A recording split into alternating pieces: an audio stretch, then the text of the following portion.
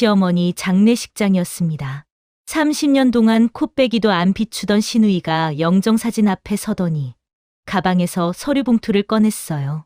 옳게, 어머니 유언장이야. 집은 나한테 주신다고 되어 있어. 10년 동안 치매 시어머니의 기저귀를 갈고 밤잠을 설치며 간병한 게 저였는데요. 눈앞이 캄캄해지는 그 순간 장례식장 구석에서 누군가 천천히 일어섰습니다.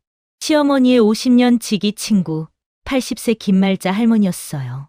할머니가 시누이를 똑바로 쳐다보며 입을 여셨습니다. 현수가 5년 전에 내가 뭘 했는지 내가 그날 창문으로 다 봤다. 시누이의 얼굴이 하얗게 질렸습니다. 안녕하세요, 여러분. 오늘 사연의 주인공은 10년간 치매 시어머니를 홀로 간병한 며느리입니다. 남편마저 먼저 떠나보내고 쉰날 하루 없이 시어머니 곁을 지켰던 그녀. 그런데 장례식장에 30년 만에 나타난 시누이가 꺼내든 유언장 한 장이 모든 걸 뒤흔들어 놓았습니다. 과연 그날 밤 무슨 일이 있었던 걸까요? 그리고 지금 어디에서 이 이야기를 듣고 계신지 댓글로 남겨주시면 그곳으로 큰 행운이 깃들길 진심으로 바라겠습니다. 여러분의 댓글 하나하나가 저에게 큰 힘이 됩니다. 사연 시작 전 구독과 좋아요 꼭 눌러주시면 감사하겠습니다. 충북 음성의 작은 시골 마을, 그곳에 낡은 기와집 한 채가 있었습니다. 대문 앞 감나무는 올해도 어김없이 주황빛 열매를 달았고 마당 한켠에 장독대는 세월의 무게를 고스란히 안은 채 묵묵히 자리를 지키고 있었죠. 이 집에서 이순자라는 여자가 시어머니 박말순을 모시며 살아온 시간은 어느덧 10년이 되어 가고 있었습니다. 순자는 오늘도 새벽 5시에 눈을 떴어요. 알람이 울리기도 전에 저절로 눈이 떠지는 건 이제 몸에 밴 습관이 되어버렸죠. 침대에서 일어나기 전 그녀는 습관처럼 옆방 쪽으로 귀를 기울였습니다. 시어머니의 숨소리가 고른지 혹시 밤사이 무슨 일이 있지는 않았는지 확인하는 것이 하루를 시작하는 첫 번째 일과였으니까요. 다행히 옆방은 고요했어요. 순자는 조심스럽게 몸을 일으켜 시어머니 방문을 살짝 열어보았습니다. 희미한 새벽빛 사이로 시어머니의 여윈 얼굴이 보였죠. 숨을 쉴 때마다 가늘게 오르내리는 가슴을 확인하고 나서야 순자는 안도의 한숨을 내쉬었습니다. 이 집에서 시어머니를 홀로 모시기 시작한 건 5년 전부터였어요. 남편 강태호가 갑작스러운 심장마비로 세상을 떠난 후 순자에게 남은 건 치매를 앓고 있는 시어머니와 텅 빈 이 집뿐이었습니다. 아들 민수는 서울에서 직장을 다니고 있었고 시누이 현숙은 30년 전 미국으로 이민을 가서 얼굴 한번 비추지 않았죠. 결국 시어머니를 돌볼 사람은 며느리인 순자밖에 없었던 겁니다. 아침 6시 순자는 부엌에서 죽을 쑤기 시작했어요. 시어머니는 이가 거의 없어서 부드러운 음식만 드실 수 있었거든요. 호박죽, 잣죽, 전복죽을 번갈아 가며 끓였는데 오늘은 시어머니가 그나마 좋아하시는 단호박죽을 준비했습니다. 냄비에서 보글보글 끓는 소리가 고요한 아침 공기를 채웠죠. 죽이 다 되어 갈 무렵 옆방에서 인기척이 났어요. 순자는 얼른 불을 줄이고 시어머니 방으로 향했습니다. 방문을 열자 시어머니가 이불을 걷어차며 일어나려 하고 있었죠. 어머니, 제가 도와드릴게요. 천천히 일어나세요. 순자가 다가가 시어머니의 등을 부축했습니다. 그런데 시어머니는 순자의 손을 뿌리치며 날카로운 목소리를 냈어요. 넌 누구야? 왜 남의 집에 들어와서 이래? 순자의 가슴이 철렁 내려앉았습니다. 오늘도 시어머니는 며느리를 알아보지 못하는 날이었던 거죠. 치매가 시작된 지 10년. 처음에는 가끔씩 기억이 흐려지는 정도였는데 지금은 며느리 얼굴을 알아보는 날이 손에 꼽을 정도로 적어졌습니다. 어머니, 저 순자예요. 태우 아내, 며느리 순자요. 순자가 최대한 부드러운 목소리로 말했지만 시어머니의 눈에는 여전히 경계심이 가득했어요. 낯선 사람을 보는 것처럼 순자를 훑어보더니 이내 고개를 돌려버렸죠. 태호가 누군데? 난 그런 사람 몰라. 당장 나가. 이런 말을 들을 때마다 순자의 마음 한구석이 무너져 내렸습니다. 하지만 그녀는 이제 이런 상황에 익숙해져 있었어요. 화를 내거나 서운해하면 안 된다는 걸 알고 있었죠. 치매 환자를 대할 때는 그들의 세계에 맞춰 주는 것이 최선이라고 수없이 들었으니까요. 순자는 한 발짝 물러서며 차분하게 말했습니다. 네, 알겠어요. 제가 아침 준비해 드릴게요. 맛있는 호박죽 끓여놨어요. 호박죽이라는 말에 시어머니의 표정이 조금 누그러졌어요. 음식에 대한 기억은 아직 남아있는 것 같았습니다. 순자는 조심스럽게 시어머니를 부축해 식탁 앞에 앉히고 따뜻한 죽 한 그릇을 내왔죠. 시어머니가 죽을 드시는 동안 순자는 옆에 앉아 물끄러미 그 모습을 바라보았습니다. 주름진 얼굴, 뼈만 앙상하게 남은 손, 흰머리가 듬성듬성 난 머리카락. 10년 전만 해도 시어머니는 정정하셨어요. 밭일도 하시고 마을 경로당에도 나가시고 손자 민수 결혼식 때는 한복을 곱게 차려입고 내빈들에게 인사를 받으셨죠. 그때는 누가 봐도 건강한 어르신이셨는데 지금은 이렇게 되어버렸습니다. 죽을 반쯤 드신 시어머니가 갑자기 숟가락을 내려놓았어요. 그리고 순자를 빤히 쳐다보더니 물었습니다. 근데 넌 누구랑 닮았는데? 순자는 가슴이 뛰었어요. 혹시 오늘은 알아보시려나 하는 기대감이 스쳤죠. 하지만 시어머니는 고개를 갸웃거리다가 이내 흥미를 잃은 듯 다시 죽을 떴습니다. 순자는 작은 한숨을 삼켰어요. 기대하면 안 된다는 걸 알면서도 매번 기대하게 되는 게 사람 마음이었죠. 아침 식사를 마치고 순자는 시어머니의 기저귀를 갈아드렸습니다. 처음 이 일을 시작했을 때는 차마 눈을 뜨고 할 수가 없었어요. 시어머니도 창피해하셨고 순자도 민망했죠. 하지만 10년이 지난 지금은 그저 일상이 되어 버렸습니다. 익숙해진다는 게 이렇게 무섭고도 슬픈 일이라는 걸 순자는 간병을 하며 처음 알게 되었어요. 기저귀를 갈고 몸을 닦아드리고 깨끗한 옷으로 갈아입히는 데만 1시간이 넘게 걸렸습니다. 시어머니가 몸을 잘 가누지 못하시기 때문에 모든 과정이 조심스러웠죠. 순자의 허리는 이미 오래전부터 뻐근했지만 병원에 갈 시간이 없었어요. 시어머니를 혼자 두고 외출할 수가 없었으니까요. 점심때가 되자 시어머니의 상태가 조금 좋아졌습니다. 창밖으로 들어오는 햇살을 바라보며 시어머니가 혼잣말을 중얼거렸어요. 태호가 학교 갔나? 밥은 먹었나 모르겠네. 태우, 남편의 이름이었습니다. 시어머니는 종종 과거로 돌아가셨어요. 아들 태우가 아직 어린 시절인 것처럼 말씀하실 때가 많았죠. 순자는 그런 시어머니를 바라보며 씁쓸한 미소를 지었습니다. 어머니, 태호는 학교 잘 갔어요. 걱정 마세요. 거짓말이었지만 시어머니를 안심시키기 위해서는 어쩔 수 없었어요. 진실을 말해봤자 시어머니는 이해하지 못하실 테고 오히려 혼란스러워하시며 불안해하실 뿐이었으니까요. 오후가 되자 순자의 휴대폰이 울렸습니다. 아들 민수였어요. 엄마, 나 민수야. 할머니 어떠셔? 응, 오늘은 그래도 좀 나으신 것 같아. 아침에는 나 못 알아보셨는데 점심때는 좀 나아지셨어. 전화기 너머로 민수의 한숨 소리가 들렸습니다. 엄마, 나 주말에 내려갈게. 근데 진짜 요양원 알아보는 게 어때? 엄마 몸도 안 좋잖아. 허리도 아프고. 순자는 잠시 망설였어요. 사실 요양원에 대한 생각을 안 해본 건 아니었습니다. 하루하루가 너무 힘들어서 포기하고 싶을 때도 있었죠. 하지만 그때마다 남편 태호의 마지막 말이 떠올랐어요. 엄마 잘 부탁해. 병원 침대에 누워 힘겹게 내뱉었던 그 한마디가 순자의 발목을 잡고 있었습니다. 아직은 괜찮아. 할머니 이 집에서 나가면 금방 돌아가실 것 같아. 여기가 할머니 평생 사신 곳이잖아. 알았어, 엄마. 근데 너무 무리하지 마. 주말에 내가 내려가서 좀 도와줄게. 전화를 끊고 순자는 마당으로 나갔습니다. 가을 햇살이 따사롭게 내리쬐고 있었어요. 감나무에 매달린 감들이 주황빛으로 익어가고 있었죠. 시어머니가 건강하셨을 때는 저 감을 따서 곶감을 만드셨는데 이제는 그런 일도 할 수 없게 되었습니다. 순자는 장독대 앞에 쪼그려 앉아 한숨을 내쉬었어요. 10년이라는 시간이 어떻게 흘러갔는지 모르겠다는 생각이 들었습니다. 처음에는 1년만 고생하면 될 줄 알았어요. 그 다음에는 3년, 그 다음에는 5년. 그렇게 하루하루를 버티다 보니 어느새 10년이 되어 버린 거죠. 그날 밤 순자는 시어머니 옆에 누워 함께 잠을 청했습니다. 시어머니가 밤에 일어나 돌아다니시는 경우가 있어서 몇 년 전부터는 같은 방에서 주무시게 되었어요.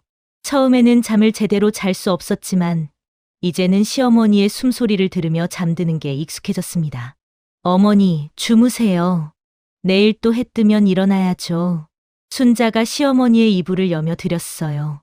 시어머니는 눈을 감은 채 가만히 누워 계셨습니다. 그런데 갑자기 시어머니의 손이 움직였어요. 마른 손이 순자의 손을 더듬더듬 찼더니 꼭 잡았습니다. 순자야. 순자는 깜짝 놀랐어요. 시어머니가 자신의 이름을 부른 건 정말 오랜만이었거든요. 어머니, 저 알아보세요? 시어머니는 대답 대신 순자의 손을 더 꼭 쥐었습니다. 그리고 힘겹게 입을 열었어요.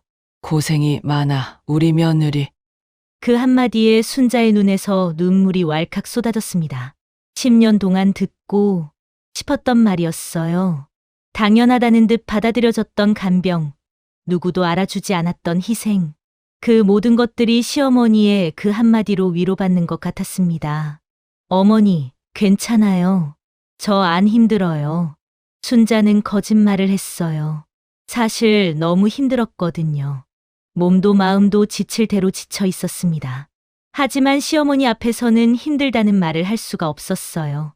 그게 며느리의 도리라고 생각했고, 무엇보다 시어머니를 걱정시키고 싶지 않았으니까요. 시어머니는 순자의 손을 잡은 채 눈을 감으셨습니다. 잠이 드신 것 같았어요.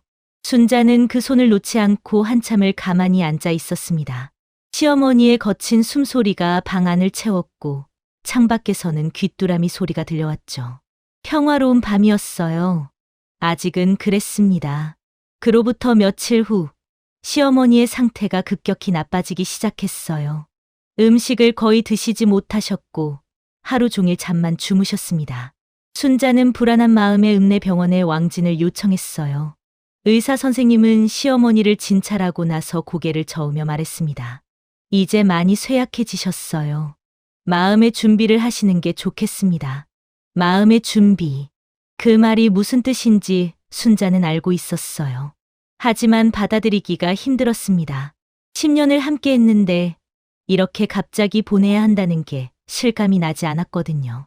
순자는 급히 아들 민수에게 연락했어요. 민수는 회사의 사정을 말하고 그날 저녁 기차를 타고 내려왔습니다. 손자가 도착했을 때 시어머니는 여전히 눈을 감고 계셨어요. 숨소리만이 아직 살아 계시다는 것을 알려주고 있었죠. 할머니, 민수 왔어요. 할머니 손자 민수요. 민수가 시어머니의 손을 잡고 말했습니다. 그러자 시어머니의 눈꺼풀이 미세하게 떨렸어요. 알아들으신 건지 아닌지는 알 수 없었습니다. 하지만 순자는 시어머니가 분명히 손자의 목소리를 들으셨을 거라고 믿고 싶었어요. 그날 밤 순자와 민수는 번갈아 가며 시어머니 곁을 지켰습니다. 새벽 3시쯤이었을 거예요. 시어머니의 숨소리가 달라졌습니다. 점점 약해지더니 간격이 길어지기 시작했죠. 순자는 직감적으로 알았어요. 그 순간이 다가오고 있다는 것을요. 민수야, 일어나. 할머니가. 순자가 민수를 깨웠습니다. 민수가 벌떡 일어나 시어머니 곁으로 다가왔어요. 두 사람은 시어머니의 양손을 각각 잡았습니다. 마른 손이 종이처럼 가벼웠어요. 시어머니의 눈이 천천히 떠졌습니다. 희미한 눈동자가 순자를 바라봤어요. 그리고 다시 민수를 바라봤죠. 입술이 달싹거렸습니다. 무언가 말씀하시려는 것 같았어요. 순자가 귀를 가까이 가져갔습니다. 고마워. 그 한마디를 끝으로 시어머니는 눈을 감으셨어요. 숨소리가 점점 약해지더니 이윽고 멈췄습니다.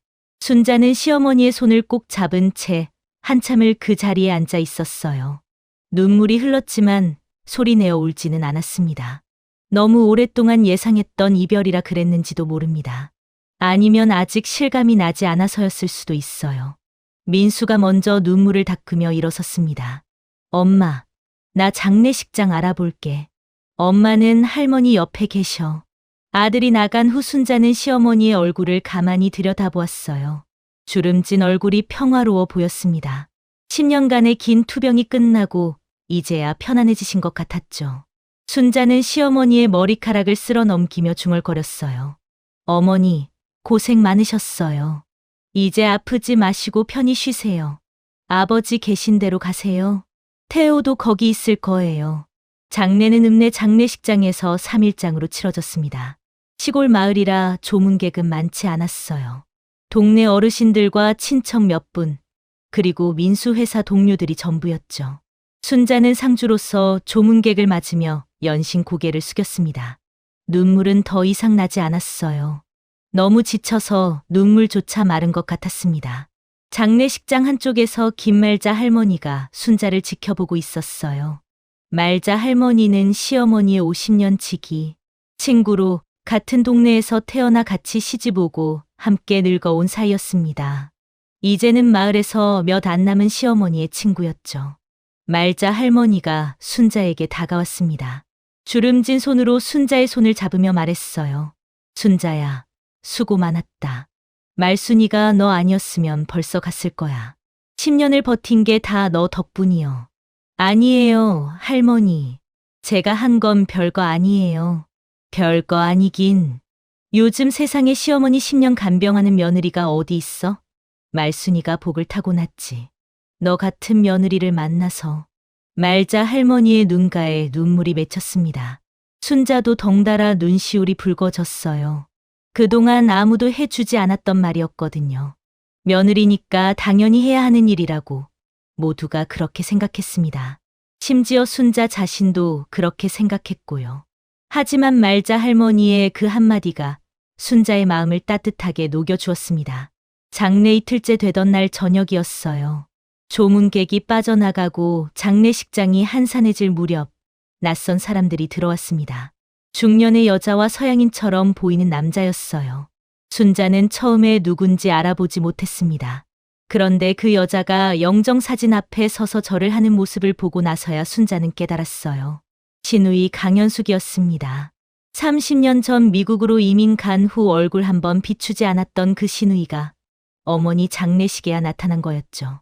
순자는 복잡한 감정이 밀려왔어요. 반가움보다는 서운함이 앞섰습니다.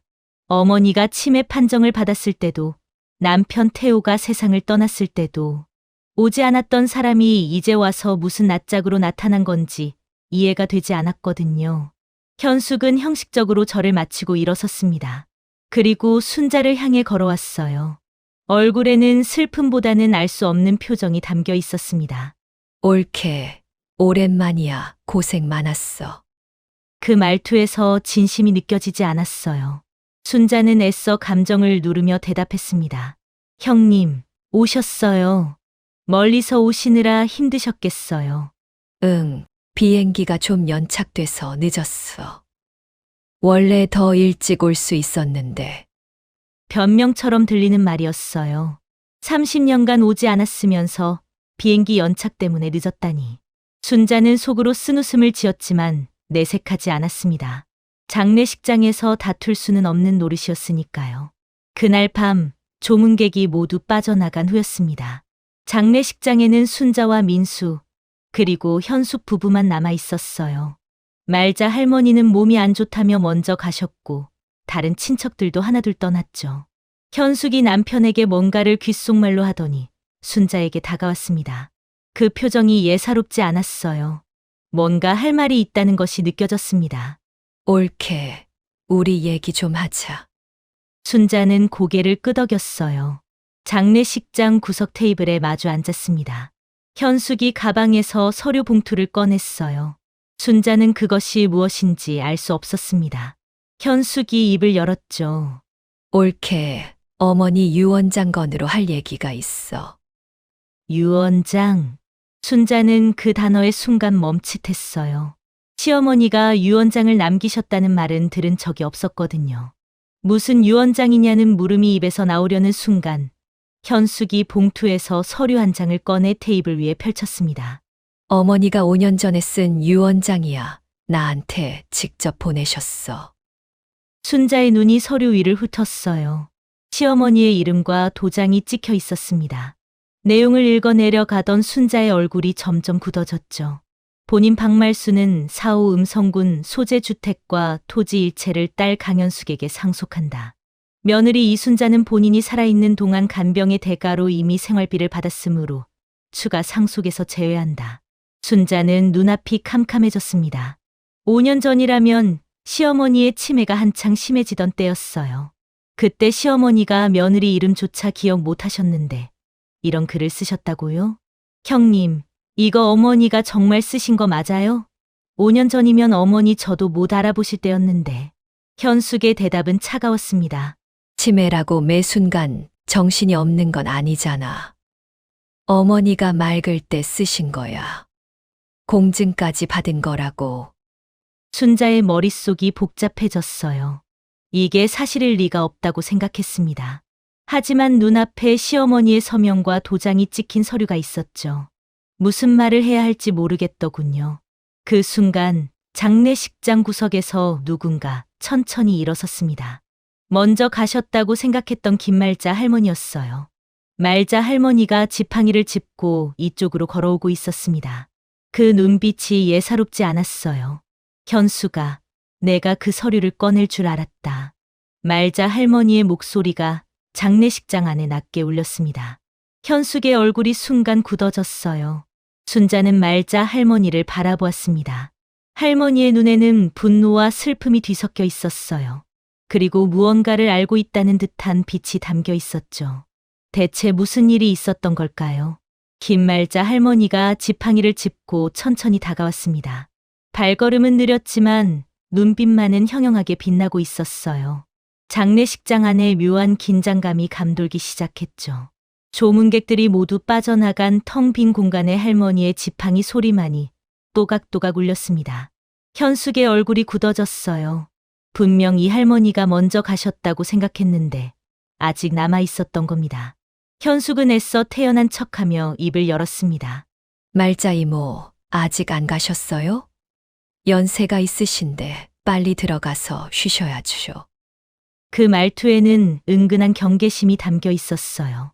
하지만 말자 할머니는 아랑곳하지 않고 테이블 앞에 우뚝 섰습니다. 주름진 손으로 테이블 위의 서류를 가리키며 낮은 목소리로 물었죠. 현수가, 그거 어디서 난 거냐? 어머니가 직접 쓰신 거예요. 5년 전에 저한테 보내셨어요. 5년 전? 말자 할머니가 한 글자 한 글자 끊어서 되물었습니다. 그 목소리에 날이 서 있었어요. 순자는 두 사람 사이에 흐르는 팽팽한 기류를 느끼며 숨을 죽였습니다. 무언가 심상치 않은 일이 벌어지고 있다는 것을 직감했죠. 그래요, 어머니가 맑으실 때 쓰신 거라고요. 공증도 받았고요. 현숙이 자신있게 대답했어요. 하지만 말자 할머니는 고개를 천천히 저으며 깊은 한숨을 내쉬었습니다. 그 한숨 속에는 오랜 세월의 무게와 친구를 잃은 슬픔이 담겨 있는 것 같았어요. 내가 그날 다 봤다. 현수가, 그 한마디에 현숙의 표정이 미세하게 흔들렸어요. 순자는 말자 할머니를 바라보았습니다. 대체 무엇을 보셨다는 건지 궁금함과 불안함이 뒤섞여 파도처럼 밀려왔죠. 순자의 머릿속에 지난 30년의 기억이 주마등처럼 스쳐 지나갔습니다. 신우이 현숙은 결혼 후 얼마 지나지 않아 미국으로 이민을 떠났어요. 남편 제임스가 미국 LA에서 세탁소를 운영한다며 함께 가자고 했고 현숙은 망설임 없이 짐을 쌌죠. 새로운 세상에서 새로운 삶을 시작하겠다며 눈을 반짝이던 모습이 아직도 선명합니다. 그때 시어머니가 얼마나 서운해하셨는지 순자는 똑똑히 기억하고 있어요. 딸이 눈에 넣어도 안 아플 만큼 예뻤던 시어머니였거든요. 아들 태호보다 딸 현숙을 더 챙기셨을 정도였습니다. 현숙이 좋아하는 반찬은 따로 만들어 두셨고 현숙이 오는 날이면 아침부터 방 청소를 하시며 들떠 계셨죠. 그런 딸이 바다 건너 먼 나라로 떠난다고 하니 시어머니의 마음이 얼마나 찢어졌겠어요. 엄마, 나 잘 살게. 자주 연락할게. 돈 많이 벌어서 엄마 모시러 올게. 공항에서 현숙이 했던 말이었습니다. 시어머니는 그 말을 믿고 또 믿으셨어요. 딸이 성공해서 데리러 올 거라고, 그때까지만 기다리면 된다고 스스로를 다독이셨죠. 하지만 그 약속은 끝내 지켜지지 않았습니다. 처음 몇 년은 명절마다 전화가 왔어요. 목소리라도 들으면 시어머니는 며칠을 행복해 하셨죠. 그런데 시간이 지나면서 연락 빈도는 점점 줄어들었습니다. 바쁘다는 핑계, 시차 때문에 전화하기 어렵다는 핑계가 늘어났어요. 나중에는 시어머니 생신에 전화 한 통, 추석이나 설에 과일 박스 하나 보내는 게 전부가 되어버렸습니다. 시어머니는 그래도 딸을 원망하지 않으셨어요. 오히려 딸 걱정을 하셨죠. 먼 타국에서 고생하고 있을 거라고, 바쁘니까 연락을 못하는 거라고 스스로를 위로하셨습니다. 딸에게서 온 엽서 한 장, 사진 한 장도 소중하게 앨범에 꽂아 두시며 수시로 꺼내 보셨어요. 그런데 10년 전 시어머니가 치매 판정을 받았을 때도 현숙은 오지 않았습니다. 순자가 급하게 전화를 걸어 소식을 전했을 때 현숙의 반응은 예상과 달랐어요.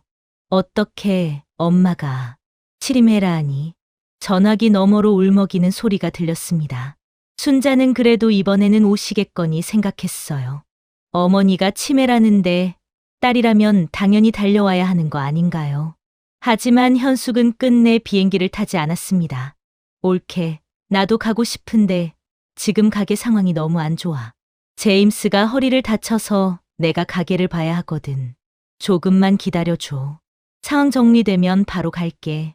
그 조금은 1년이 되고 3년이 되고 결국 10년이 되었습니다. 현숙은 끝내 오지 않았어요. 전화로 어머니 어떠셔? 라고 묻는 게 전부였죠. 그마저도 시간이 지나면서 뜸해졌습니다. 순자는 처음에 시누이를 이해하려고 노력했어요. 미국에서 사는 게 쉽지 않을 거라고.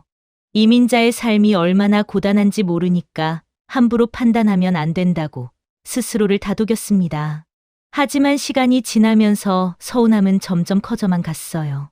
시어머니가 한밤중에 집을 나가려고 해서 온 동네를 뒤진 날에도 순자가 급체해서 응급실에 실려갔는데 시어머니를 맡길 곳이 없어 발을 동동 구른 날에도 현숙에게서 온 건 걱정 어린 문자 메시지 한 통뿐이었습니다.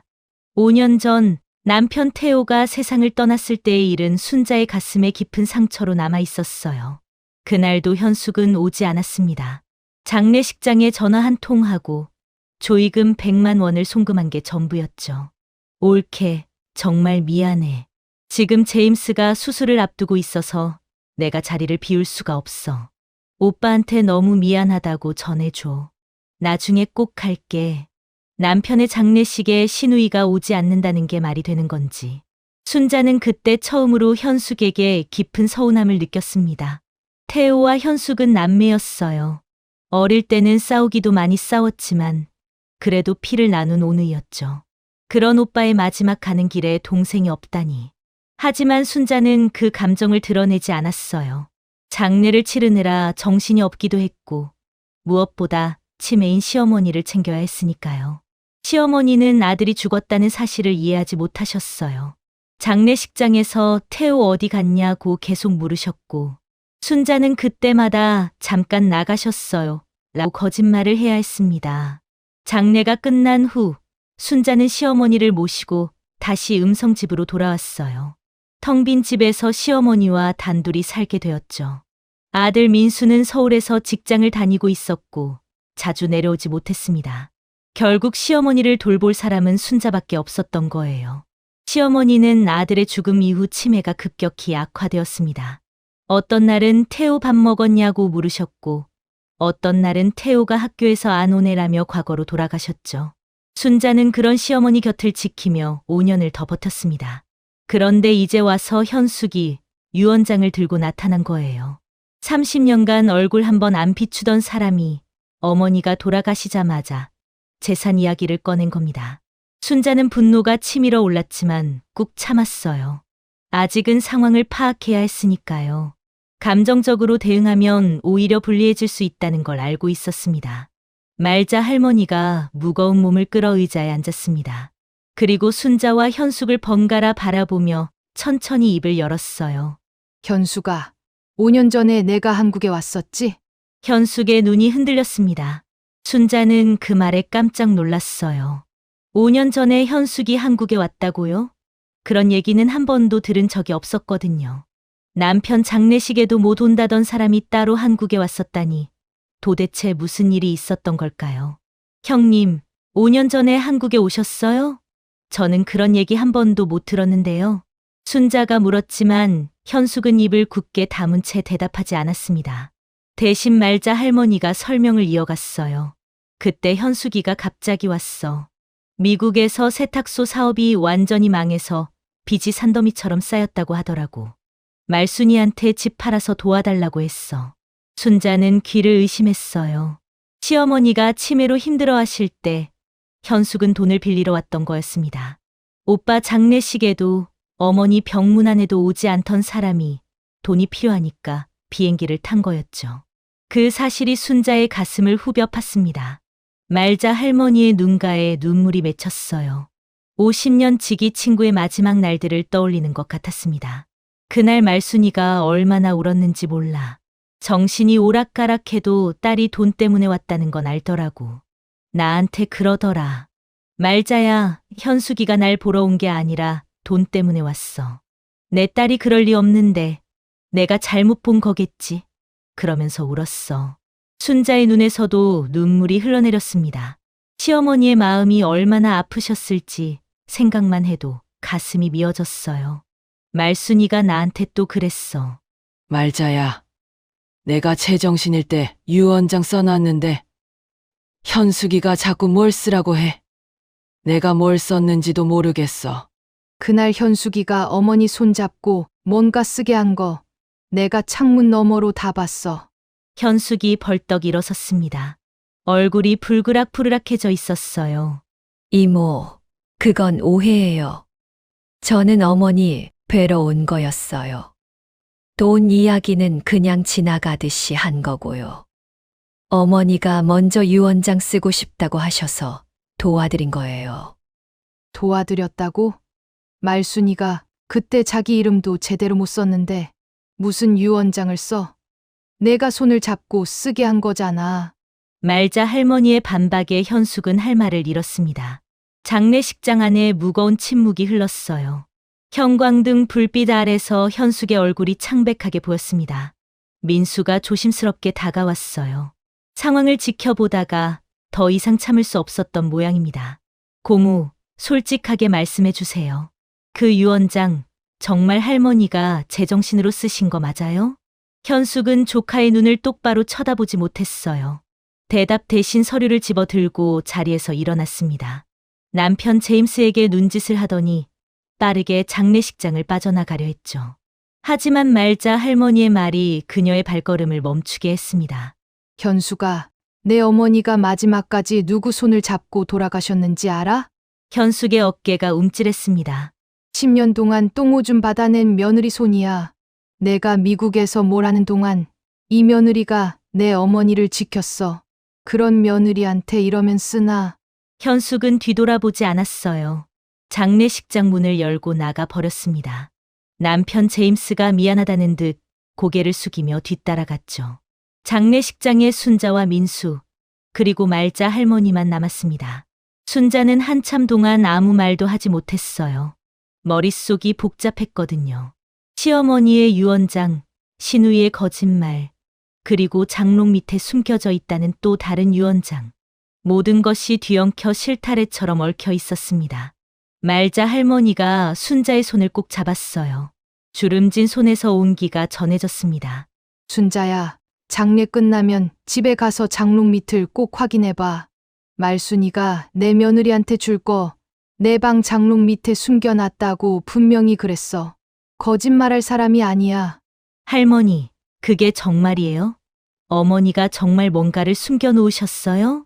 그런 말순이가 맑을 때 나한테 여러 번 말했어. 현숙이가 와서 이상한 걸 쓰라고 했는데 내가 진짜 쓴 건 따로 있다고. 꼭 찾아봐. 순자는 고개를 끄덕였어요. 시어머니가 정말 무언가를 숨겨놓으셨다면 반드시 찾아야 했습니다. 장례 마지막 날, 모든 절차가 끝난 후 순자는 집으로 돌아왔어요. 며칠 만에 돌아온 집은 너무나 고요했습니다. 10년간 시어머니의 숨소리와 기침 소리가 채우던 공간이 이제는 텅 비어 있었죠. 그 적막함이 순자의 가슴을 짓눌렀습니다. 순자는 떨리는 마음으로 시어머니 방으로 들어갔어요.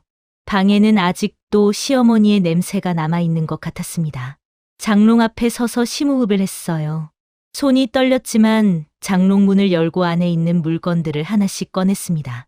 오래된 옷가지들, 낡은 이불, 그리고 시어머니가 아끼시던 물건들이 차례로 나왔어요. 장롱 바닥에는 오래된 신문지가 깔려 있었습니다. 그 신문지를 들어 올리자 나무 판자가 보였어요. 순자는 손톱으로 판자 틈을 더듬었습니다. 그러자 판자가 살짝 들렸죠. 판자 밑에 낡은 봉투 하나가 있었습니다. 먼지가 수북이 쌓여 있었어요. 순자의 심장이 미친 듯이 뛰었습니다. 떨리는 손으로 봉투를 집어 들었어요. 봉투를 열자 서류 한 장이 나왔습니다. 시어머니의 또박또박한 글씨가 눈에 들어왔어요. 날짜는 8년 전. 치매 초기 시어머니의 정신이 아직 맑으셨을 때 쓴 것이었죠. 본인 박말수는 며느리 이순자가 본인을 끝까지 돌봐줄 것을 알기에 순자의 눈에서 눈물이 쏟아졌습니다. 시어머니는 알고 계셨던 거예요. 며느리가 끝까지 자신을 지켜줄 거라는 것을요. 그 믿음을 이렇게 글로 남겨두셨던 겁니다. 순자는 떨리는 손으로 유언장을 펼쳤습니다. 시어머니의 글씨가 또박또박 적혀 있었어요. 8년 전 치매 초기였지만 아직 정신이 맑으셨을 때 쓴 글씨였죠. 획 하나하나에 정성이 담겨 있는 것 같았습니다. 순자는 유언장의 내용을 천천히 읽어내려갔어요. 읽을수록 눈물이 앞을 가렸습니다. 본인 박말수는 이 유언장을 정신이 온전할 때 작성합니다. 본인은 얼마 전 치매 초기 판정을 받았습니다. 앞으로 제 정신이 어떻게 될지 모르기에 맑을 때 이 글을 남깁니다. 본인 소유의 충북 음성군 소재주택과 토지 일체는 며느리 이순자에게 상속합니다. 며느리 순자는 결혼 후 30년간 본인을 친어머니처럼 모셨고 앞으로도 본인을 끝까지 돌봐줄 것을 믿습니다. 딸 강현숙에게는 이미 결혼할 때 서울 아파트 전세금 3천만 원과 미국 이민 비용 5천만 원을 지원하였으므로 추가 상속은 없습니다.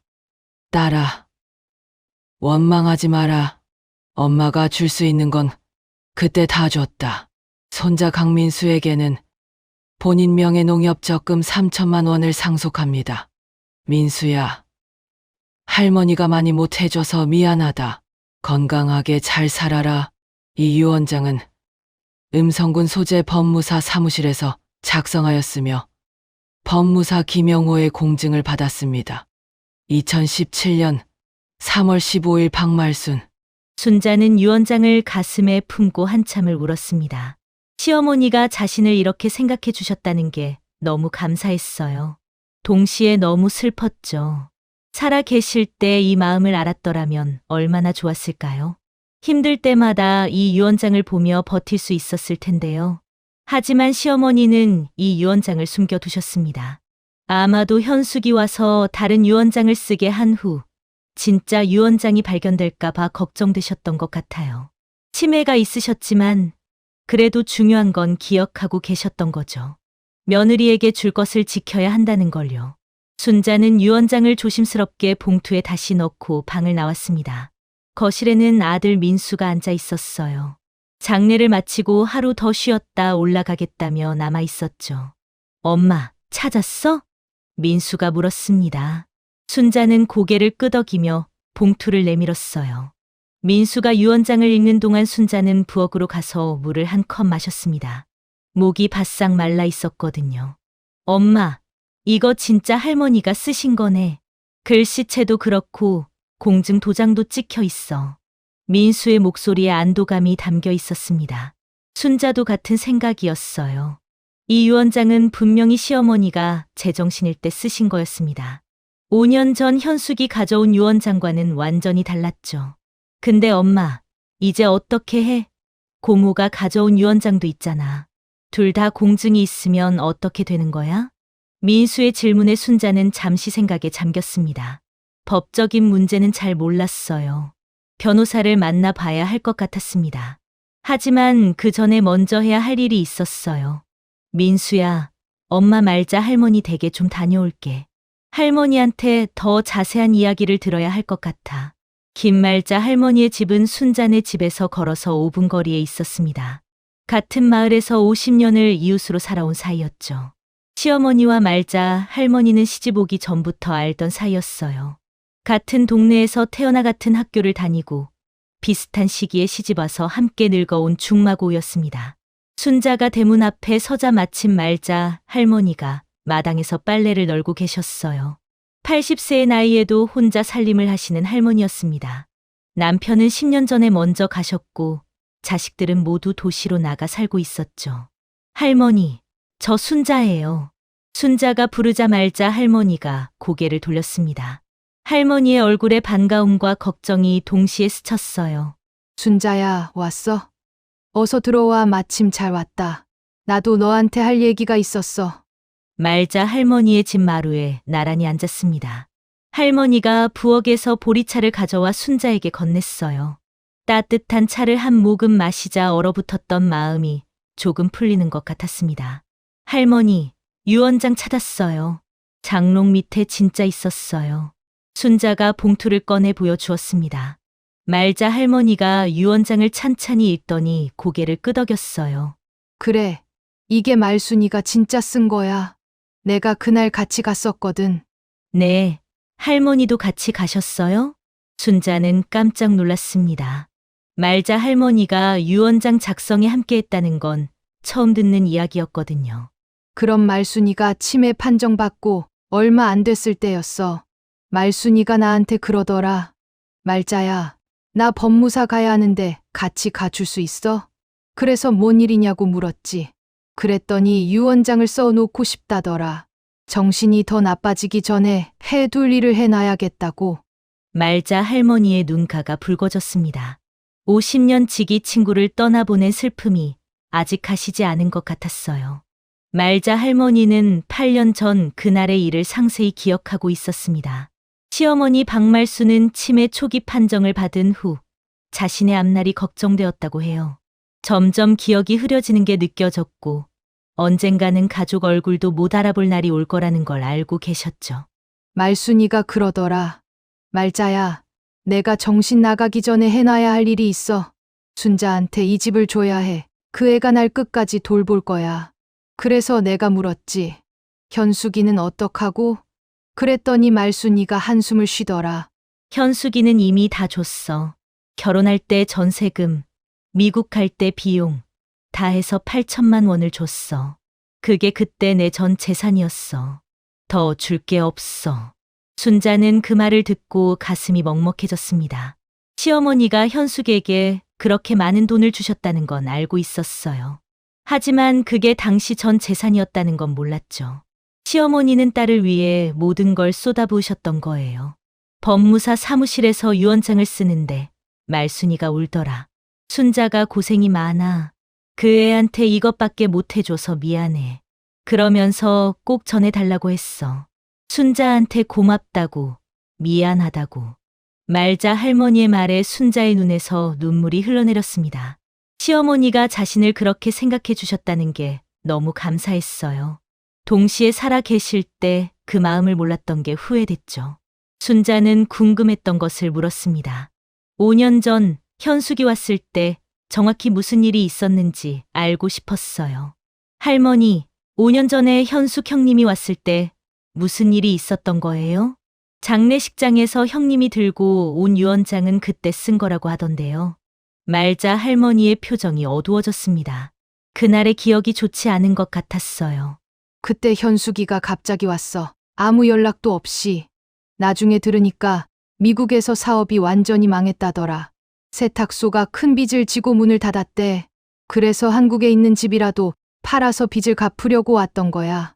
순자는 주먹을 꽉 쥐었습니다. 어머니가 치매로 힘들어하실 때 문병은커녕 전화 한 통 없던 사람이 돈이 필요하니까 날아온 거였어요. 그 사실이 너무 분했습니다. 현숙이가 오자마자 말순이한테 그러더라. 엄마, 나 좀 도와줘. 집 팔아서 돈 좀 줘. 그런데 그때 말순이가 뭐라고 했는지 알아? 말자 할머니가 순자를 바라보며 물었습니다. 순자는 고개를 저었어요. 말순이가 그랬어. 이 집은 순자 줄 거야. 나 없으면 순자가 갈 데가 없어. 그랬더니 현숙이가 화를 내더라. 엄마, 나는 딸이야. 며느리한테 주면 어떡해? 내가 지금 죽게 생겼는데 며느리 걱정이야? 말자 할머니의 증언은 계속되었습니다. 그날 현숙과 시어머니 사이에 큰 다툼이 있었다고 해요. 현숙은 집을 팔아달라고 울며불며 매달렸고 시어머니는 끝까지 거절하셨죠. 말순이가 단호하게 거절했어. 이 집은 못 줘. 순자한테 줄 거야. 그랬더니 현숙이가 어떻게 했는지 알아? 이틀 동안 말순이 집에 눌러 앉아서 계속 졸랐어. 밥도 안 먹고 잠도 안 자고 계속 울면서 엄마 나 도와줘. 나 죽어 이러면서. 순자는 그 장면을 상상하니 속이 메스꺼웠습니다. 치매 환자인 어머니를 상대로 그런 짓을 하다니요. 아무리 급해도 그건 아니었어요. 말순이가 지쳐버렸어. 이틀 동안 계속 그러니까 정신이 더 혼미해지더라고. 그래서 결국 현숙이가 시키는 대로 뭔가를 쓰셨어.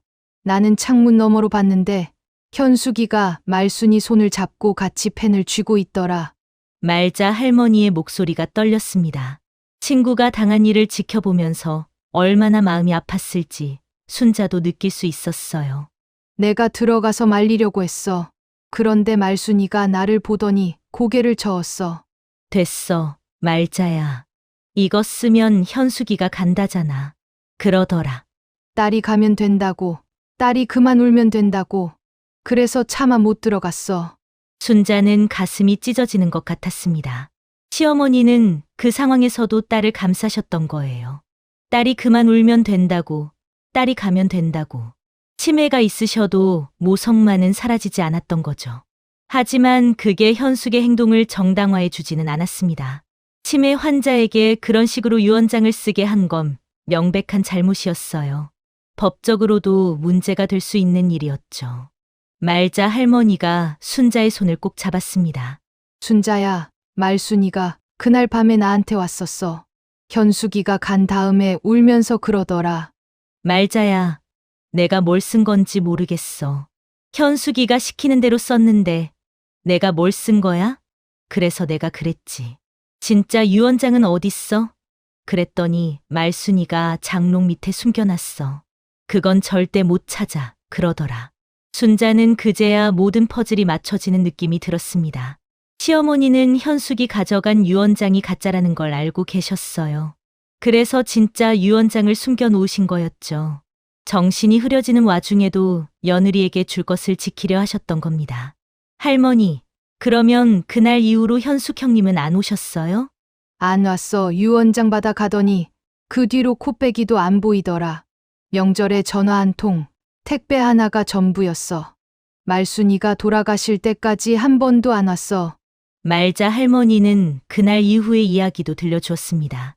시어머니는 현숙이 간 후로 한동안 많이 힘들어 하셨다고 해요. 딸이 돈 때문에 왔다는 사실, 자신을 이용했다는 사실이 너무 가슴 아프셨던 거죠. 말순이가 가끔 나한테 그러더라. 말자야, 내가 딸을 잘못 키웠나 봐. 어쩌다 우리 현숙이가 저렇게 됐을까? 그러면서 울었어. 그런데 그러면서도 딸 걱정을 하더라. 현숙이 미국에서 잘 살고 있을까? 밥은 먹고 다닐까? 엄마는 끝까지 엄마더라고. 순자는 시어머니의 마음을 조금이나마 이해할 수 있었습니다. 자식이 잘못을 해도 미워할 수 없는 게 부모 마음이니까요. 시어머니는 배신당하셨으면서도 끝까지 딸을 걱정하셨던 거예요. 말자 할머니가 품에서 작은 수첩을 꺼냈습니다. 낡고 해진 수첩이었어요. 이거 말순이가 나한테 맡겨놓은 거야. 혹시 자기가 정신이 완전히 나가면 순자한테 전해달라고. 순자는 떨리는 손으로 수첩을 받았습니다. 펼쳐보니 시어머니의 글씨가 빼곡히 적혀 있었어요. 수첩에는 시어머니가 치매 초기에 쓴 일기 같은 것이 적혀 있었습니다. 기억이 사라지기 전에 남기고 싶은 것들을 적어 놓으신 것 같았어요. 오늘 순자가 내 발톱을 깎아 주었다. 내가 허리가 아파서 못 깎는다고 했더니 당연하다는 듯이 깎아 주었다. 친딸도 안 해주는 걸 며느리가 해준다. 순자야, 고맙다. 오늘 순자가 나를 데리고 병원에 갔다. 3시간을 기다렸는데 한마디 불평도 안 했다. 내가 미안해서 내가 고생이 많다고 했더니 웃으면서 어머니가 건강하셔야죠라고 했다. 이런 며느리가 어디 있을까? 현숙이한테 전화했다. 보고 싶다고 했더니 바쁘대. 언제나 바쁘다. 순자는 매일 보는데 현숙이는 목소리 듣기도 힘들다. 내가 뭘 잘못한 걸까? 오늘 순자가 내가 좋아하는 호박죽을 끓여줬다. 내가 호박죽 좋아하는 걸 어떻게 알았을까? 물어보니까 시집와서 처음 끓여줬을 때 맛있다고 했던 걸 기억한다고 했다. 30년 전 일을 기억하다니. 순자야, 정말 고맙다. 순자는 수첩을 읽으며 울음을 참을 수가 없었습니다. 시어머니가 자신의 작은 행동 하나하나를 이렇게 소중하게 여기셨다는 게 너무 감사했어요. 당연히 해야 할 일이라고 생각했는데 시어머니는 그걸 하나하나 기록해 두셨던 거예요. 말자 할머니가 순자의 등을 토닥였습니다. 순자야, 말순이가 너를 얼마나 아꼈는지 알겠지? 그 애가 맨날 나한테 그랬어. 우리 순자가 내 딸보다 낫다. 다음 생에 태어나면 순자를 딸로 낳고 싶다. 그랬어. 순자는 고개를 숙인 채 한참을 울었습니다. 시어머니가 살아 계실 때 이런 마음을 알았더라면 얼마나 좋았을까요? 힘들 때마다 포기하고 싶을 때마다 이 수첩을 봤더라면 더 잘할 수 있었을 텐데요. 하지만 지금이라도 알게 됐으니 다행이라고 생각하기로 했습니다. 시어머니의 마음을 알았으니 이제는 시어머니가 원하셨던 대로 해야 했어요. 순자는 말자 할머니에게 깊이 절을 했습니다. 할머니, 감사합니다. 할머니가 아니었으면 저는 아무것도 몰랐을 거예요. 고맙긴 나는 말순이 부탁 들어준 것뿐이야. 말순이가 그랬거든. 내가 정신이 나가면 순자가 억울한 일 당할 수 있어. 그때 말자 내가 도와줘. 그래서 약속했어. 걱정 말라고. 말자 할머니가 순자의 손을 꼭 잡았습니다. 순자야, 이제 어떻게 할 거야? 순자는 잠시 생각했습니다. 시어머니의 유언장이 있고 말자 할머니의 증언이 있었어요. 현숙이 가져온 유언장이 어떻게 작성됐는지도 알게 됐죠. 이제 법적으로 대응할 근거가 충분했습니다. 변호사를 만나볼 거예요. 어머니가 원하셨던 대로 해야죠. 그게 제가 어머니께 할 수 있는 마지막 도리니까요. 말자 할머니가 고개를 끄덕였습니다. 그리고 나지막이 말했어요. 그래, 잘 생각했어. 말순이도 그걸 원했을 거야. 그리고 순자야, 너무 현숙이를 미워하지는 마. 말순이는 끝까지 그 애를 걱정했어. 현숙이가 잘못했지만 그래도 내 딸이다라고 했거든. 순자는 대답하지 않았습니다. 지금은 현숙을 용서할 마음의 여유가 없었어요. 하지만 시어머니의 마음은 기억해 두기로 했습니다. 집으로 돌아오는 길, 순자의 마음은 복잡했습니다. 시어머니의 진심을 알게 되어 감사했지만 동시에 현숙에 대한 분노도 컸어요. 치매 환자인 어머니를 상대로 유언장을 쓰게 하다니. 그것도 이틀 동안 울며 매달려서. 그건 협박이나 다름없었습니다. 휴대폰이 울렸어요. 민수였습니다. 엄마, 어디야? 고모한테서 연락 왔어. 유언장건으로 얘기하자고. 순자의 눈빛이 달라졌습니다. 현숙이 먼저 연락을 해왔다는 건 뭔가 불안해졌다는 뜻이었어요. 말자 할머니가 장례식장에서 한 말이 신경 쓰였겠죠. 민수야, 고모한테 뭐라고 했어? 일단 엄마한테 물어보고 연락한다고 했어. 잘했다고 생각했습니다. 지금 현숙과 직접 대화하면 감정적으로 대응할 것 같았어요. 먼저 변호사를 만나 상담을 받은 후에 연락해도 늦지 않았죠. 민수야, 고모한테는 내가 연락할게. 너는 신경 쓰지 마. 전화를 끊고 순자는 하늘을 올려다보았습니다. 어느새 해가 지고 노을이 지고 있었어요. 시어머니가 좋아하시던 노을빛이었습니다. 어머니, 제가 어머니 뜻대로 할게요. 지켜봐 주세요. 순자는 마음속으로 다짐했습니다. 이제 시작이었어요. 시어머니가 남기신 것을 지키기 위한 싸움이요. 다음 날 아침, 순자는 읍내에 있는 법률사무소를 찾아갔습니다. 시골 마을이라 변호사 사무실이 많지 않았어요. 그나마 가장 가까운 곳이 읍내에 있는 작은 법률사무소였죠. 간판도 낡고 건물도 오래되어 보였지만 지금 순자에게는 선택의 여지가 없었습니다. 사무실 문을 열고 들어가자 젊은 여자 변호사가 순자를 맞이했어요. 명함에는 변호사 최유진이라고 적혀 있었습니다. 서울에서 몇 년간 일하다가 고향으로 돌아와 개업했다고 하더군요. 순자는 그 말에 조금 안심이 됐습니다. 대도시에서 경험을 쌓은 사람이라면 믿을 만할 것 같았거든요. 순자는 2개의 유언장을 테이블 위에 나란히 놓았습니다. 8년 전 시어머니가 직접 쓴 진짜 유언장과 현숙이 장례식장에서 들고 온 5년 전 유언장. 변호사는 두 서류를 번갈아 보며 꼼꼼히 살폈어요. 한참을 들여다보더니 고개를 끄덕였습니다. 두 유언장 모두 형식적으로는 유효해 보입니다. 둘 다 자필이고 날짜와 서명이 있고 공증 도장도 찍혀 있네요. 순자의 가슴이 철렁 내려앉았습니다. 둘 다 유효하다면 어떻게 되는 걸까요? 변호사가 순자의 표정을 읽었는지 말을 이었어요. 하지만 중요한 건 작성 당시의 의사 능력입니다. 유언장을 쓸 때 본인이 자신의 행위를 이해하고 판단할 수 있는 정신 상태였는지가 핵심이에요. 변호사는 두 유언장의 작성 시점을 비교했습니다. 8년 전 유언장은 치매 초기, 시어머니의 정신이 아직 맑았을 때 쓴 것이었어요. 반면 5년 전 유언장은 치매가 상당히 진행된 후에 작성된 거였죠. 어머님이 5년 전에 어떤 상태였는지 기억하세요? 변호사의 질문에 순자는 그때를 떠올렸습니다. 5년 전이면 시어머니가 자신의 이름도 제대로 기억 못하셨을 때였어요. 가족 얼굴을 알아보지 못하는 날이 더 많았고 과거와 현재를 구분하지 못해 혼란스러워하셨죠. 그때 어머니는 저를 거의 못 알아보셨어요. 제 이름을 부르시는 날이 한 달에 한두 번 있을까 말까 했어요. 화장실 위치도 자주 잊으셔서 제가 항상 옆에 있어야 했고요.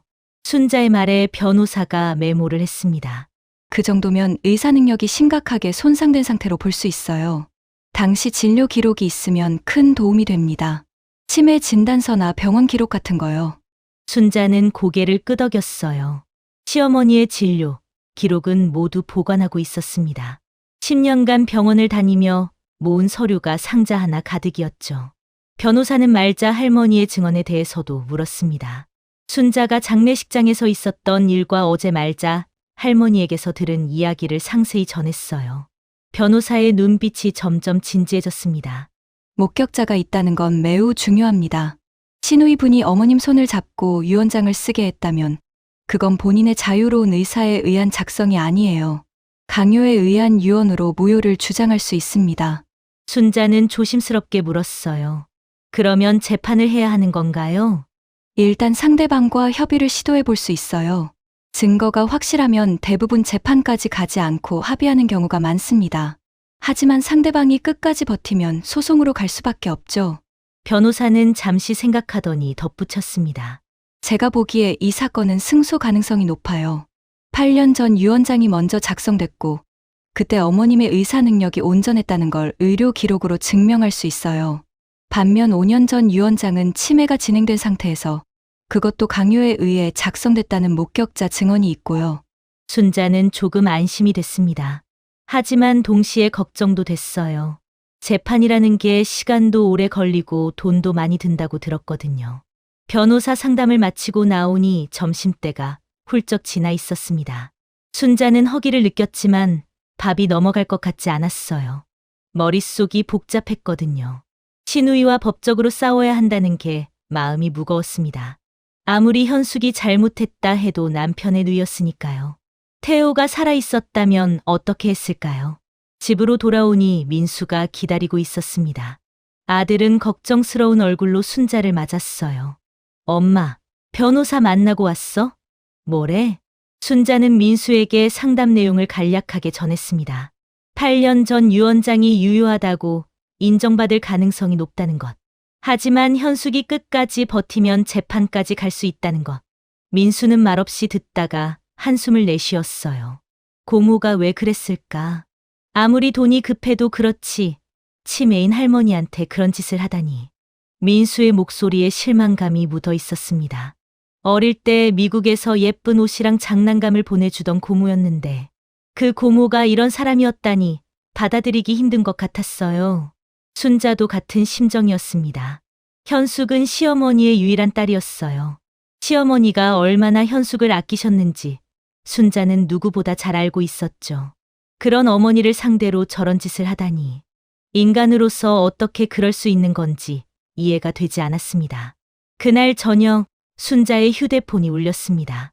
화면에 강현숙이라는 이름이 떴어요. 순자는 잠시 망설이다가 전화를 받았습니다. 옳게. 나야 얘기 좀 하자. 현숙의 목소리는 장례식장에서와 달리 한결 누그러져 있었습니다. 뭔가 불안한 게 느껴졌어요. 말자 할머니의 말이 신경 쓰이는 게 분명했죠. 형님, 무슨 얘기요? 순자는 일부러 담담하게 물었습니다. 감정을 드러내면 안 된다고 생각했거든요. 유 원장 건 말이야. 우리 만나서 얘기하면 안 될까? 전화로 하기엔 좀 그랬어. 순자는 생각했습니다. 만나서 무슨 이야기를 하려는 걸까요? 합의를 제안하려는 걸까요? 아니면 자신의 주장을 관철시키려는 걸까요? 어느 쪽이든 만나서 이야기를 들어보는 게 나을 것 같았어요. 알았어요. 내일 오후에 집으로 오세요. 전화를 끊고 순자는 깊은 한숨을 내쉬었습니다. 내일이면 현숙과 마주 앉아 이야기를 해야 했어요. 무슨 말이 오갈지 모르지만 시어머니가 원하셨던 것을 지키겠다는 마음은 변함이 없었습니다. 다음 날 오후 현숙이 남편 제임스와 함께 찾아왔습니다. 제임스는 어색한 표정으로 인사를 하더니 마당에 남았고 현숙만 방 안으로 들어왔어요. 민수도 자리에 함께 했습니다. 순자 혼자 두기 불안하다면서 서울에서 내려왔죠. 방 안에 무거운 침묵이 흘렀습니다. 현숙이 먼저 입을 열었어요. 옳게. 단도직입적으로 말할게. 그 유 원장 건으로 서로 법적으로 다투면 피곤해지기만 해. 그러니까 적당히 합의하자. 순자는 조용히 물었습니다. 적당이라면요? 어머니가 남긴 재산을 반반 나누자. 집과 땅 팔아서 절반씩 가지면 되잖아. 그게 제일 공평한 거 아니야? 순자는 속으로 쓴웃음을 지었어요. 공평하다니요. 30년간 얼굴 한 번 안 비추던 사람이 절반을 가져가는 게 공평한 건가요? 10년간 시어머니를 간병한 자신과 똑같이 나누는 게 공평하다고요.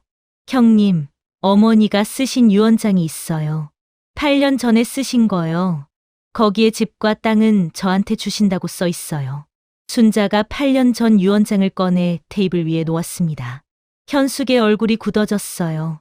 예상은 했지만 실제로 보니 당황한 것 같았습니다. 현숙이 유언장을 집어들고 읽었습니다. 읽는 동안 표정이 점점 일그러졌어요. 다 읽고 나서 현숙은 서류를 테이블에 내려놓으며 말했습니다. 이건 어머니가 치매일 때 쓴 거잖아. 8년 전이면 이미 치매 판정받으신 후야. 초기였어요. 그때 어머니는 아직 정신이 맑으셨어요. 법무사 앞에서 직접 쓰시고 공증도 받으셨고요. 증인도 있어요. 순자의 말에 현숙의 눈이 흔들렸습니다. 증인이라는 말에 반응한 거였어요.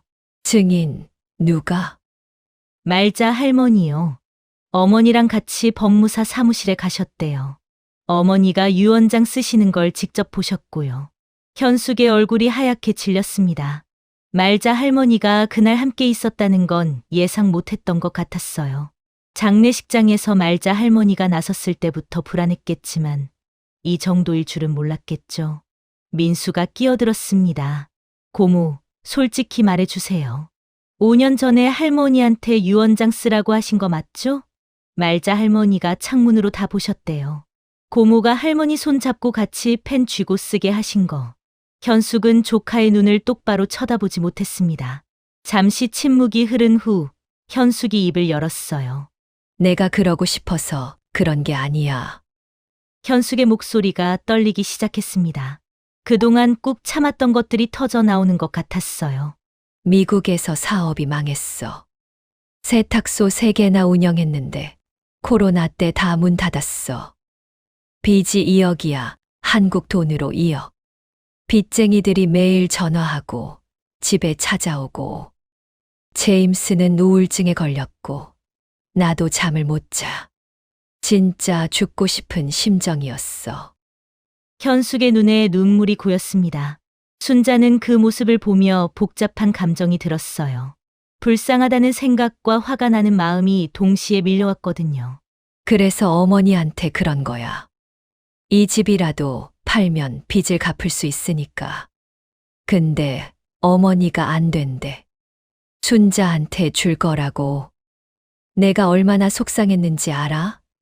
나는 딸인데, 친딸인데, 며느리한테 준다고 하니까. 현숙이 울먹이며 말했습니다. 순자는 조용히 듣고만 있었어요. 현숙의 사정이 딱하긴 했지만 그렇다고 해서 저지른 일이 정당화되지는 않았거든요. 그래서 어머니한테 매달렸어. 제발 도와달라고. 이틀 동안 울고불고 했지. 그랬더니 어머니가 지쳐서 결국 써주신 거야. 내가 억지로 시킨 게 아니야. 순자는 고개를 저었습니다. 형님, 그건 억지로 시킨 거 맞아요. 어머니가 치매셨잖아요. 이틀 동안 울면서 매달리면 어머니가 얼마나 혼란스러우셨겠어요. 형님이 가면 된다고, 형님이 그만 울면 된다고 생각하셔서 써주신 거예요. 그게 자유로운 의사라고 생각해요? 현숙은 대답하지 못했습니다. 고개를 숙인 채 한참을 앉아 있었어요. 어깨가 들썩이는 걸 보니 울고 있는 것 같았습니다. 순자는 그 모습을 보며 마음이 흔들렸지만 단호함을 잃지 않으려 애썼어요. 민수가 조용히 말했습니다. 고모, 저도 고모 사정이 어려운 건 이해해요. 근데 그렇다고 치매인 할머니한테 그런 식으로 하시면 안 되죠. 그건 이용한 거예요. 현숙이 고개를 들었습니다. 눈가가 벌겋게 부어 있었어요. 나도 알아, 내가 잘못한 거. 근데 그때는 진짜 다른 방법이 없었어. 눈앞이 캄캄했다고. 어머니밖에 기댈 데가 없었어. 순자는 한숨을 내쉬었습니다. 현숙의 고통이 느껴지지 않는 건 아니었어요. 하지만 그 고통을 시어머니에게 전가한 건 용서하기 어려웠습니다.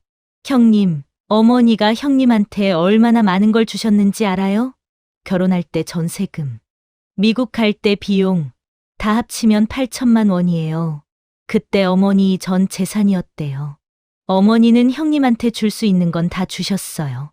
현숙의 얼굴이 일그러졌습니다. 그 사실을 몰랐던 건 아닌 것 같았어요. 알면서도 외면했던 거겠죠. 순자는 테이블 위에 있는 8년 전 유언장을 가리켰습니다. 이게 어머니의 진짜 뜻이에요. 정신이 맑으실 때 스스로의 의지로 쓰신 거예요. 저는 이 유언장대로 할 거예요. 법적으로 가더라도요. 현숙이 순자를 바라보았습니다. 눈빛에 절박함이 담겨 있었어요. 옳게, 제발 그 집 팔면 5천만 원 정도 될 거 아니야. 5천만 원만 줘. 아니, 빌려줘. 나중에 갚을게, 제발. 순자는 차마 대답하지 못했습니다. 5천만 원.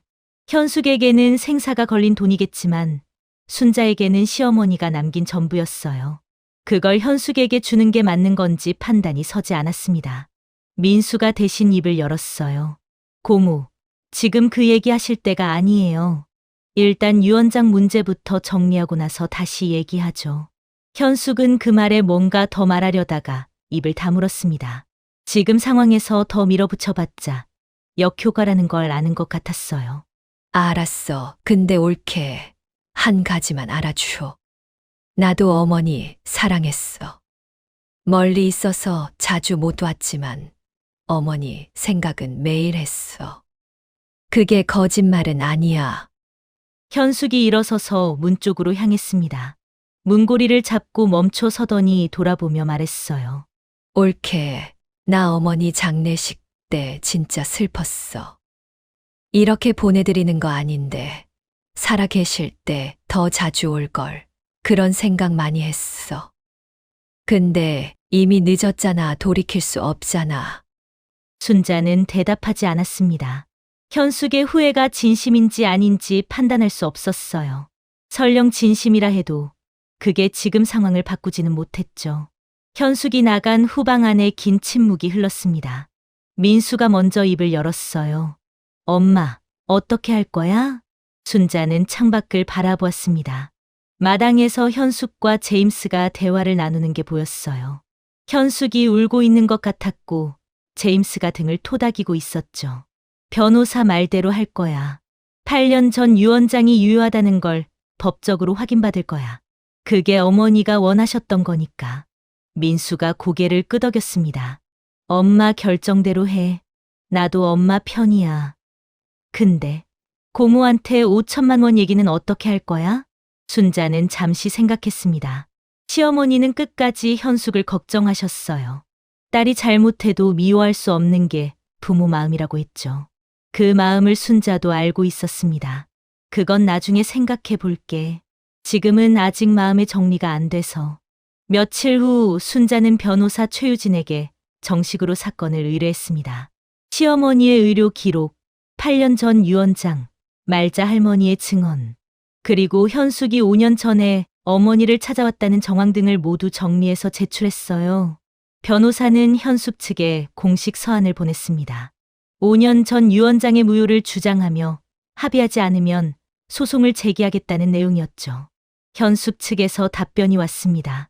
자신들도 변호사를 선임했으며 5년 전 유언장이 유효하다고 주장한다는 거였어요.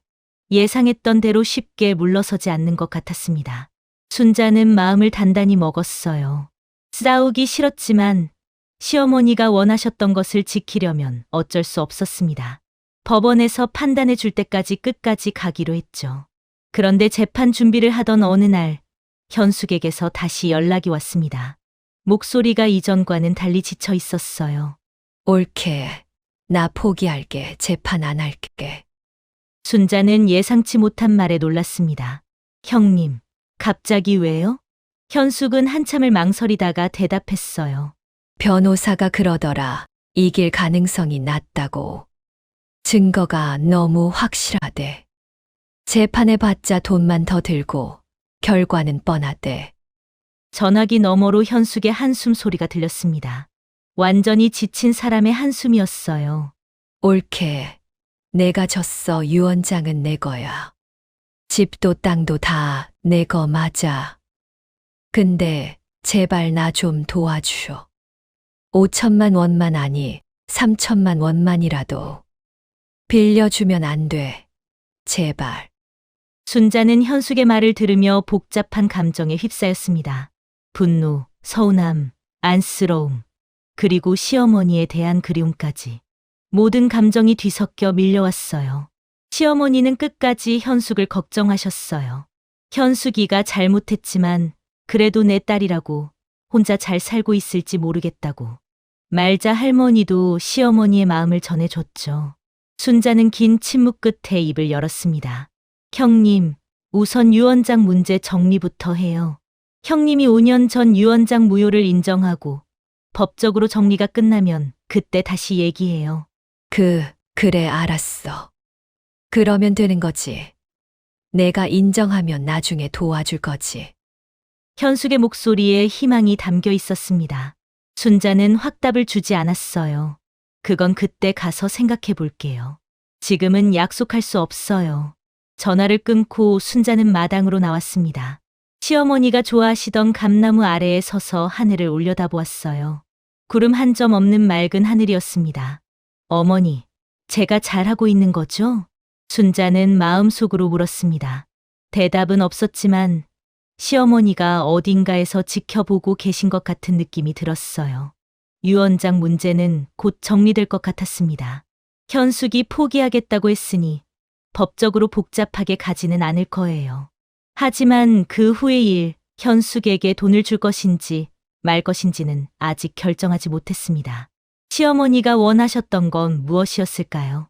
집과 땅을 며느리에게 주는 것뿐이었을까요? 아니면 딸도 어떻게든 챙겨달라는 뜻이 담겨 있었을까요? 순자는 답을 찾지 못한 채 한참을 그 자리에 서 있었습니다. 현숙이 유언장 무효를 인정한다는 서류에 서명한 건 그로부터 일주일 후였습니다. 변호사 사무실에서 만난 현숙은 일주일 전보다 더 야위어 보였어요. 눈 밑에는 짙은 그림자가 드리워져 있었고 손끝이 미세하게 떨리고 있었죠. 서류에 서명을 마친 현숙이 펜을 내려놓으며 말했습니다. 옳게. 이제 됐지.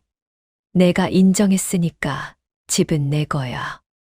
법적으로도 문제 없고. 순자는 고개를 끄덕였어요. 이제 시어머니가 남기신 집과 땅은 온전히 순자의 것이 되었습니다. 8년 전 시어머니가 원하셨던 대로 된 거였죠. 하지만 기쁨보다는 묘한 허탈함이 밀려왔어요. 이렇게 되기까지 너무 많은 일이 있었으니까요. 변호사가 서류를 정리하며 말했습니다. 양측 합의가 완료됐으니 법적 절차는 여기서 마무리됩니다. 등기 이전은 제가 처리해 드릴게요. 순자는 변호사에게 감사 인사를 하고 사무실을 나섰습니다. 현숙도 뒤따라 나왔어요. 사무실 앞 복도에서 두 사람은 잠시 마주 섰습니다. 현숙이 먼저 입을 열었어요. 목소리가 갈라져 있었습니다. 옳게. 나 내일 미국 돌아가 더 있어 봤자 의미 없으니까. 순자는 현숙을 바라보았습니다. 한때는 남편의 누이로서, 시어머니의 딸로서 가족이었던 사람. 하지만 지금은 너무 멀어져 버린 사람이었죠. 형님, 잠깐 시간 돼요? 얘기할 게 있어요.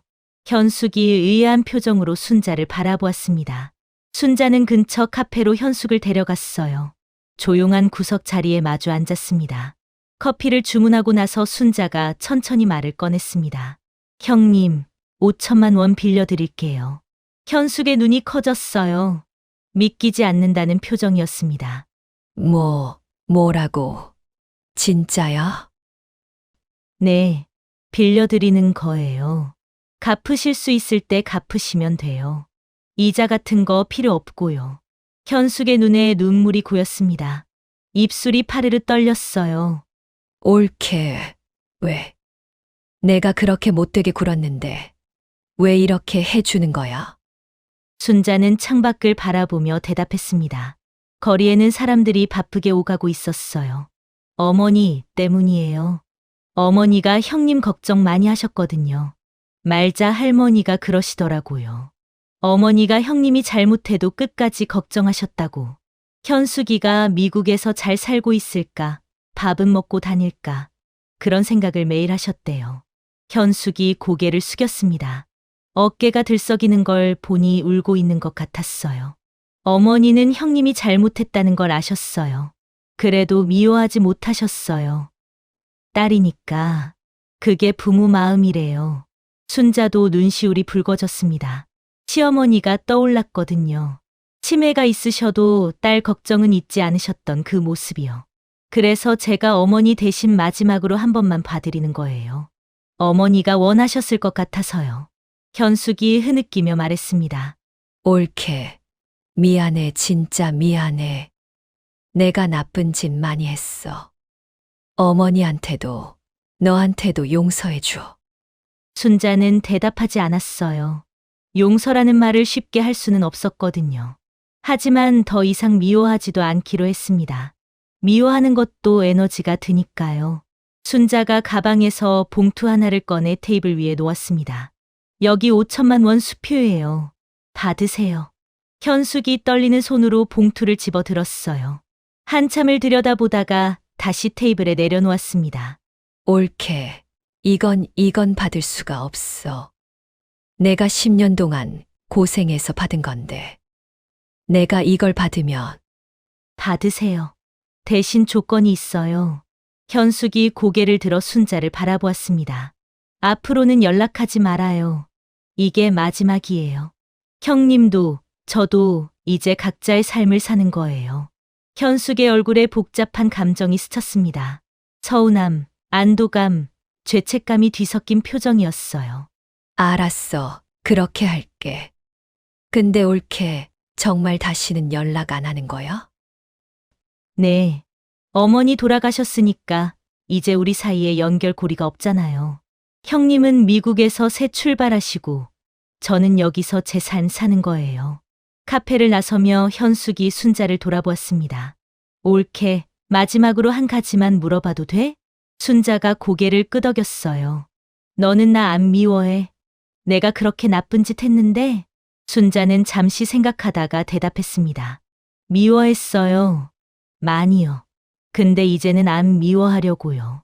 미워해봤자 제 마음만 상하니까요. 형님 때문에 제 마음 쓰는 게 아깝더라고요. 현숙이 쓸쓸하게 웃었습니다. 그래. 그게 맞아. 나 같은 사람 때문에 내 마음 쓰지 마. 너는 좋은 사람이야. 어머니가 널 아낀 이유를 이제야 알겠어. 현숙은 그 말을 남기고 돌아섰습니다. 순자는 그 뒷모습이 시야에서 사라질 때까지 지켜보았어요. 이제 정말 끝이었습니다. 30년 넘게 이어졌던 인연이 여기서 끊어지는 거였죠. 이상하게 마음이 홀가분했습니다. 무거운 짐을 하나 내려놓은 것 같았어요. 집으로 돌아온 순자는 마당에 서서 주위를 둘러보았습니다. 시어머니가 평생 사셨던 집. 순자도 시집와서 30년 넘게 살았던 집이었죠. 이제 이 집은 온전히 순자의 것이 되었어요. 대문 앞 감나무는 올해도 열매를 맺을 준비를 하고 있었습니다. 마당 한켠 장독대에는 시어머니가 담그셨던 된장과 고추장이 아직 남아 있었어요. 처마 밑에는 시어머니가 좋아하시던 풍경이 바람에 살랑살랑 흔들리며 맑은 소리를 내고 있었죠. 순자는 시어머니 방으로 들어갔습니다. 이제는 텅 빈 방이었어요. 하지만 어딘가에서 시어머니의 숨결이 느껴지는 것 같았습니다. 장롱, 화장대, 낡은 이불. 모든 것에 시어머니의 흔적이 배어 있었죠. 순자는 방 한가운데 앉아 눈을 감았습니다. 어머니, 저 잘했죠? 어머니가 원하셨던 대로 했어요. 집도 지켰고 형님도 마지막으로 한번 도와드렸어요. 이제 저도 제 삶 살아도 되죠? 대답은 없었지만 따뜻한 바람이 창문 사이로 불어왔습니다. 마치 시어머니가 고개를 끄덕여 주시는 것 같았어요. 그로부터 1년이 흘렀습니다. 순자는 집 마당에 작은 텃밭을 가꾸기 시작했어요. 시어머니가 좋아하시던 호박, 고추, 상추를 심었죠. 처음에는 서툴러서 실패도 많이 했지만 이제는 제법 그럴듯한 수확을 거두게 되었습니다. 아침마다 텃밭에 물을 주고 낮에는 마을 경로당에서 이웃들과 이야기를 나누고 저녁에는 혼자 조용히 TV를 보는 게 순자의 일상이 되었어요. 10년간 시어머니를 간병하느라 한 번도 해보지 못했던 것들을 하나씩 해나갔습니다. 김말자 할머니가 가끔 들러 함께 차를 마셨어요. 80세 할머니와 60세 순자가 마루에 나란히 앉아 햇볕을 쬐며 이야기를 나눴습니다. 순자야, 요즘 얼굴이 훨씬 좋아졌어. 10년 동안 고생하느라 얼마나 힘들었어. 할머니 덕분이에요. 할머니가 안 계셨으면 저 어떻게 됐을지 몰라요. 말자 할머니가 웃으며 손을 내저었어요. 내가 뭘 했다고. 다 내가 한 거지. 말순이도 하늘에서 뿌듯해하고 있을 거야. 명절이면 아들 민순의 가족이 내려왔습니다. 며느리 지연이가 음식 준비를 도와주었고 손자 태민이가 마당을 뛰어다니며 놀았어요. 올해 5살이 된 태민이는 할머니 집에 오는 걸 가장 좋아했습니다. 할머니, 여기 감나무에서 감 따도 돼요? 그럼 따도 되지. 근데 높은 데 있는 건 위험하니까 할머니가 따줄게. 손자의 제잘거리는 소리가 마당을 가득 채웠어요. 순자는 그 모습을 바라보며 생각했습니다. 이 집을 지킨 건 옳은 일이었다고. 시어머니가 평생 사셨던 이 집에서 손자가 뛰어놀고 있으니까요. 민수가 다가와 순자 옆에 섰습니다. 엄마, 요즘 많이 안 외로워. 혼자 사시는 거 걱정돼서. 순자는 웃으며 대답했어요. 안 외로워. 이웃들도 있고 말자 할머니도 자주 오시고. 그리고 이제 나 혼자만의 시간이 좋아. 진짜야? 그래도 너무 혼자 있지 말고 취미 활동 같은 것도 해봐. 경로당에서 뭐 배우는 것도 좋고. 알았어, 걱정 마, 엄마 잘 살고 있어. 추석 연휴 마지막 날 밤, 가족들이 모두 서울로 돌아간 후 순자는 마당에 나와 하늘을 올려다보았습니다. 둥근 보름달이 떠 있었어요. 시어머니가 살아 계셨다면 함께 달을 보며 송편을 드셨을 텐데. 순자는 시어머니가 남긴 수첩을 꺼냈습니다. 말자 할머니가 전해준 그 수첩이었어요. 이제는 거의 외울 정도로 많이 읽었지만 그래도 가끔씩 펼쳐보곤 했습니다. 수첩의 마지막 장에는 이런 글이 적혀 있었어요. 순자야, 내가 이 글을 읽고 있다면 나는 이미 이 세상 사람이 아니겠지. 10년 동안 나를 돌봐줘서 고마워. 내 덕분에 내가 이 집에서 마지막까지 살 수 있었어. 내가 없었으면 나는 진작 요양원에 갔을 거야. 순자야, 이제는 너를 위해 살아. 너는 충분히 그럴 자격이 있는 사람이야. 너는 내 딸보다 나은 딸이었어. 사랑한다, 순자야. 순자의 눈에서 눈물이 흘러내렸습니다.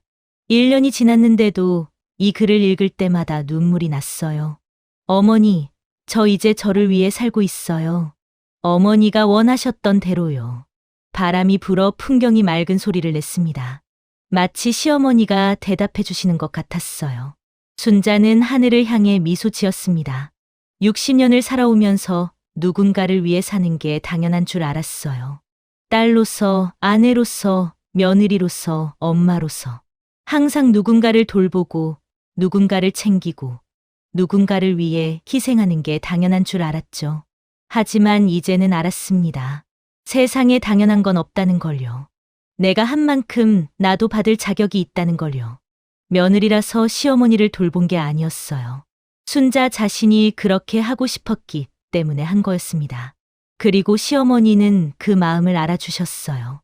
유언장으로, 수첩으로, 마지막 고마워라는 한마디로. 누가 알아주지 않아도 괜찮다고 생각했습니다. 내가 알면 되니까요. 내가 최선을 다했다는 거.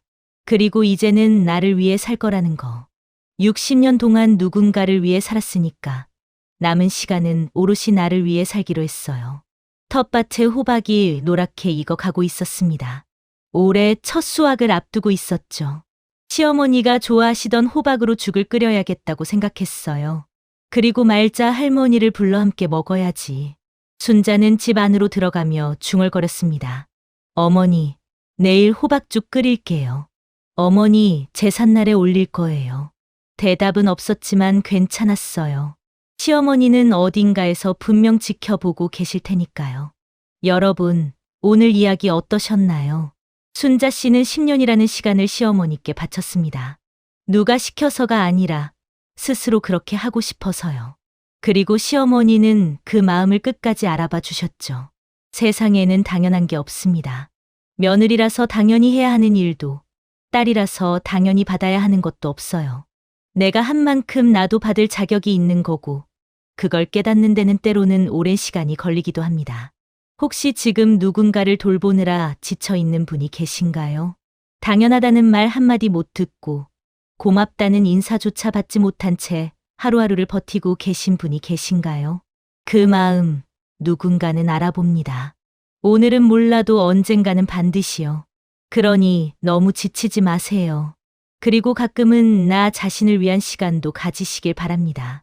내 인생의 주인은 바로 나 자신이니까요. 오늘 사연도 들어주셔서 감사합니다. 구독과 좋아요, 알림 설정까지 해주시면 더 좋은 이야기로 찾아뵙겠습니다. 다음 사연에서 또 만나요.